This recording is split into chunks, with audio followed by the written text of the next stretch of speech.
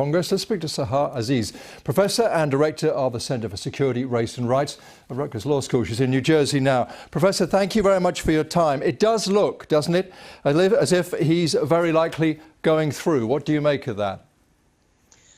I'm not as optimistic. I think that there only needs to be 2 votes, and those 2 votes may actually occur in terms of voting against him. Those needs 2 people from the Republican Party, and that could be from Maine or from Alaska. There are 2 women. There's also Jeff Flake from Arizona, who was the person on the Senate Judiciary Committee who said perhaps we should have an FBI investigation.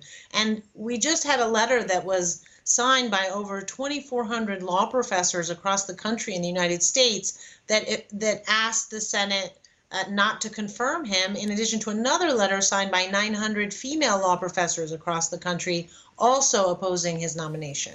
Do you think those letters are likely to have impact? Are they unprecedented?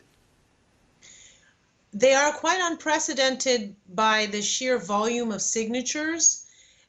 Law professors are not known for being activists or for engaging in very quick collective action.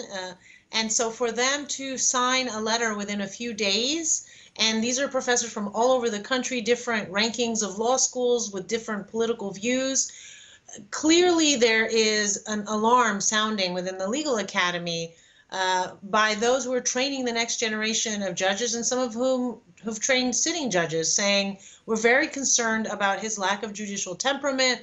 We're very concerned that he will not be able to exhibit the level of impartiality that is necessary for a Supreme Court justice, particularly because there are so many cases that are coming before the Supreme Court that are going to also affect the rights of women, millions of women across the country.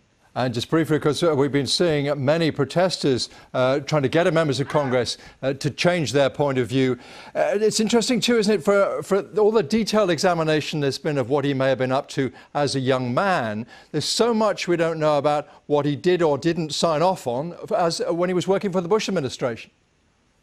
Right. There are many aspects to this confirmation process that are unprecedented and unusual, one of which is the refusal by the government to disclose his entire record, the way that he behaved in the hearing where he was intemperate, he was disrespectful to the senators, he lost his cool in a way that frankly reflected someone who was in adolescence, not someone who is a sitting judge on the Court of Appeals.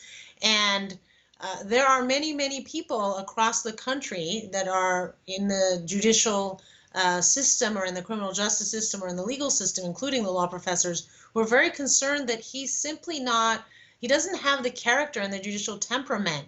Putting aside whatever his politics are, ideological leanings are, this is someone who is unfit to be on the U.S. Supreme Court, and if we want that court to continue to have legitimacy, which is very important because the court frequently makes decisions that maybe over half of the country disagrees with. And so you need to make sure that the people respect the decisions, even if they don't agree with the decisions.